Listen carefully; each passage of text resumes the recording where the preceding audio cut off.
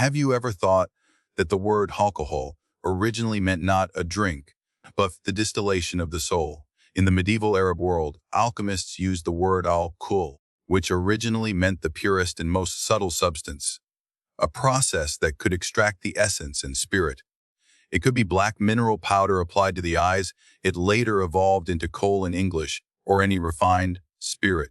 Alchemy is not a scientific experiment in the modern sense, but a test of the soul. In the eyes of alchemists, the real gold is not metal, but spiritual light. The real distillation is not material, but the sublimation of consciousness. Therefore, al-kuḥl is regarded as the spirit of distillation, not just liquid. It is a symbol, a metaphor, and a human desire for higher consciousness. When this concept was brought to Europe, it gradually evolved into alcohol, which began to be used to describe the pure liquid obtained by distillation. On the surface, it is a chemical process, but at the subconscious level, it still carries the symbolic traces of extracting spirits.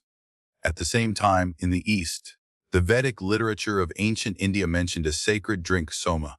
This is not a drink for entertainment, but a mysterious herbal juice used in rituals and communication with gods. Vedic poets praised it. Soma flows into my body, like a river of light penetrating the darkness, allowing me to see the gate of heaven. In these ancient civilizations, liquids are never simple substances. It represents a transformation from the flesh to the soul, from the mundane to the sacred. Today's alcohol may be just a shadow, and do we still remember its original light? From a modern physiological perspective, alcohol is a central nervous system inhibitor. It first affects the prefrontal cortex of the brain. This is the core area of our rational judgment and self-control. As the alcohol concentration in the blood rises, people will feel relaxed, impulsive, and emotional. But this is actually an illusion after function shut down. Just like the night sky seems quiet, but is actually just the starlight dying. Science can explain the mechanism of drunkenness, but it cannot touch the deep spiritual shock in it. In many spiritual traditions, the body is seen as a container of consciousness, and the energy system, also known as the kora or chakra system, is the bridge between the soul and the universe. Alcohol has a lower frequency and belongs to heavy energy. When it enters the body, it not only disrupts the nerves, but also disrupts the operation of these energy centers, especially the heart chakra, anahata, and the crown chakra is sahasrara. These two doors to love and divinity will be closed or blurred when drunk, causing people to temporarily lose awareness and fall into low-frequency joy. That is not an expanded consciousness, but a cut connection. Yoga master Yogananda once said, "Drinkers close the channel between God and man, mistaking short-term intoxication for eternal tranquility." He pointed out that true joy comes from superconsciousness. That is, the clarity, joy, and unity achieved in deep meditation or sacred experience, rather than obtaining false satisfaction by suppressing the senses and blurring consciousness. Many people feel free and inspired after drinking, actually because they temporarily let go of their daily control and anxiety. But if we can achieve the same state through practice, breathing, and meditation, do we no longer need external chemical substitutes? The real question is, do we want to escape from sobriety or dare to live soberly? Drinking, in different cultures, is often given opposite meanings. It is both a symbol of indulgence and a metaphor for the path to divinity. In the words of Rumi, Osho, and Yogananda, three spiritual teachers, we can glimpse the deeper symbolic meaning behind wine. Sufi poet Rumi often writes about wine, drunkenness, tavern, and other images, but his wine is never a liquid in reality, but the love of God, the ecstasy after the fusion of the soul and the universe. He wrote "Fill my cup bar, the eternal wine, let me get drunk in your eyes and forget the name of this world."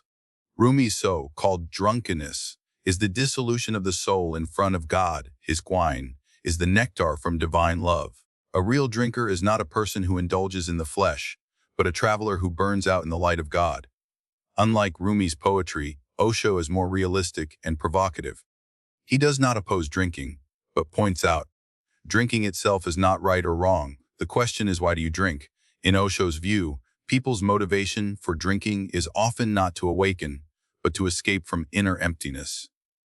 He said, real drunkenness does not come from the bottle, but from the opening of consciousness. If you drink soberly, it may be harmless, but if you live numbly, then even if you don't drink, you are already intoxicated. He used soberness as a symbol of spirituality to remind people to be alert to all their choices. Yoga teacher Yogananda took the most firm stance. He emphasized that alcohol would disrupt people's aura and spiritual channels. In Autobiography of a Yogi, he mentioned, drinkers block the door of divine consciousness. He thinks that he gets short-term happiness, but in fact it is the price of the gradual loss of the soul. But Yogananda encourages people to obtain creal tranquility through meditation, prayer, and inner discipline, rather than relying on external chemicals. He regards sobriety as the only way to the sacred. 3 teachers, 3 paths, but they remind us together it is never the glass of wine that is important, but your state. As night falls, people raise their glasses. In laughter, forget the pressure. In alcohol, cover up the emptiness. Drinking has become a collective ritual in modern society, but do we really know what are we drinking? What are we avoiding? Psychology tells us that people are more likely to turn to alcohol when they are under pressure, lonely, and emotionally distressed, because alcohol can relax nerves and make people temporarily forget. But spiritual traditions point out, the moment of tranquility of escape is a precursor to deeper anxiety in the future. Why do we long to get drunk? Because being sober is too painful.